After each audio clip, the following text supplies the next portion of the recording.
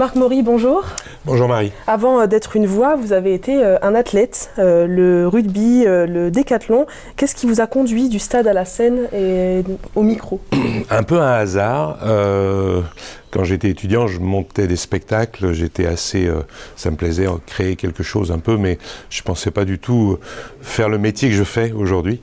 Un jour, au championnat de France de décathlon, je me blesse sur 100 mètres. C'était 9 épreuves. J'avais qu'une envie, c'était de partir. Et l'entraîneur national me dit non, tu vas rester. Je vais te donner le micro et tu vas... animer un peu les tribunes. Il y avait 200-300 personnes, la famille du décathlon. Et donc je l'ai fait, ça leur a plu, ça m'a plu. Voilà, j'ai expliqué un peu ce qu'était le décathlon, ce qu'on faisait, et donc essayer de faire passer une passion. Puis bon, pendant 5-6 ans, je l'ai fait comme ça sur l'athlétisme régulièrement. C'est de 2-3 mois dans l'année, donc je pensais toujours pas à faire ce métier-là. Je faisais d'autres choses. Et puis, en début des années 90, on est venu me chercher, en dehors de l'athlétisme. Gilles Moreton, l'actuel président de la Fédération française de tennis, qui organisait le Grand Prix de tennis de Lyon, est venu me chercher pour qu'on fasse une présentation sur le tennis. Et ça n'existait pas avant, donc il n'y en avait pas. Donc on a construit la présentation actuelle, qui est reprise dans le monde entier. Et voilà, je suis entré dans le tennis. En même temps, on est venu me chercher aussi pour des matchs de rugby.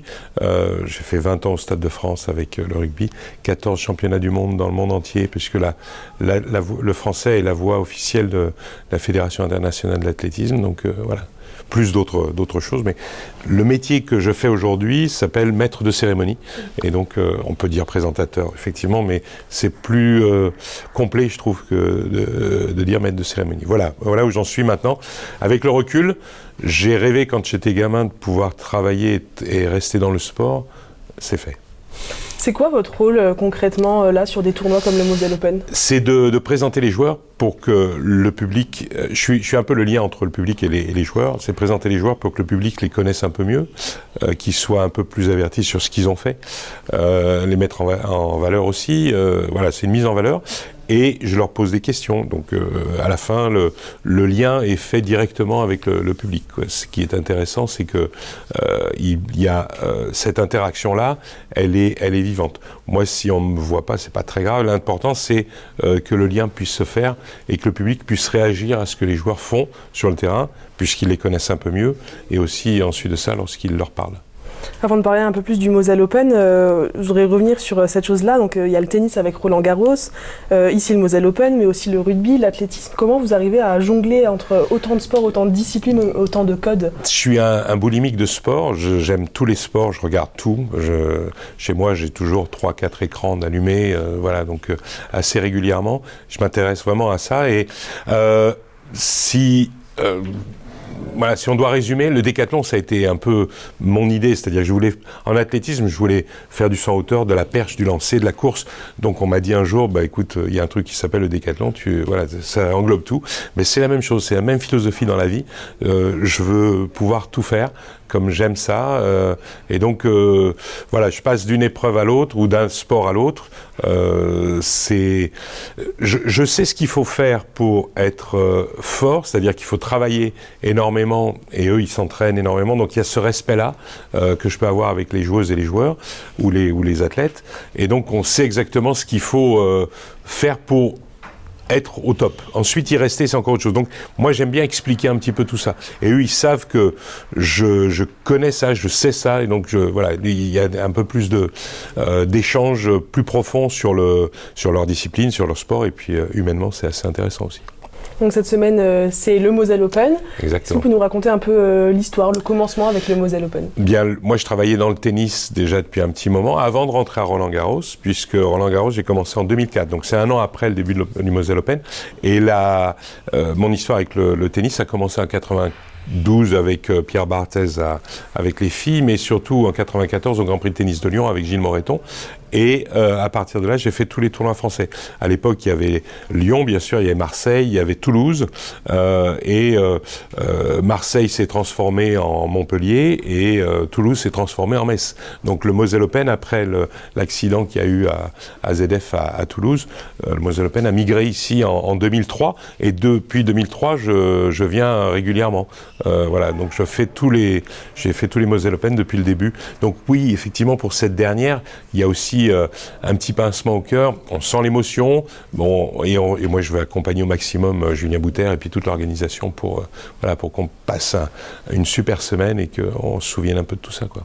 Et qu'est-ce qui vous plaît dans ce tournoi-là, dans son ambiance? Moi, ce que j'aime ici, c'est les gens sont chaleureux, on est super bien accueillis en Moselle, et puis à Metz, c'est toujours un plaisir de venir, que ce soit les chauffeurs, les gens qui s'occupent des ramasseurs de balles, toute l'organisation.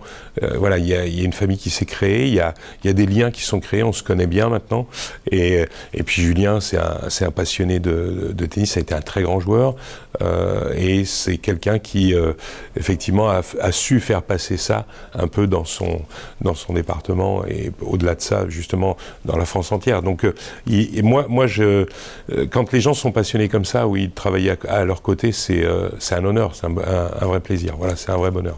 Est-ce que toutes ces années du Moselle Open, vous retenez peut-être une anecdote, un souvenir marquant? Oh, il y en a eu plein. Il y en a eu beaucoup. Beaucoup de Français ont gagné ici, mais pas que. Novak Djokovic a gagné son deuxième tournoi ici, donc en 2006. Et cette année-là, je crois, il y a eu une anecdote qui est assez intéressante, qui est peut-être moins connue. C'est la plus grosse remontada qu'il y a eu en double. C'était les Autrichiens Julian Noll qui jouait avec Melzer. Et Jürgen Melzer parlait français, donc tout le monde était, voilà, c'était sympa, il se passait, je crois qu'il était en finale d'ailleurs contre Djokovic ce jour-là, et en simple, et en phase 2, il y avait Fabrice Santoro et Richard Gasquet. Et ils sont menés 9-2 dans le match tie-break, dans le troisième set, donc ils vont perdre 9-2 à 10, c'est fini. Et Richard Gasquet et Fabrice Santoro commencent à faire une remontada, mais historique. J'en ai pas vu d'autres comme ça. Et donc ils gagnent 11-9. Et les Autrichiens étaient fous, ils cassaient leur raquette. Enfin, Melzer voulait plus parler français. Enfin bon, c'était assez.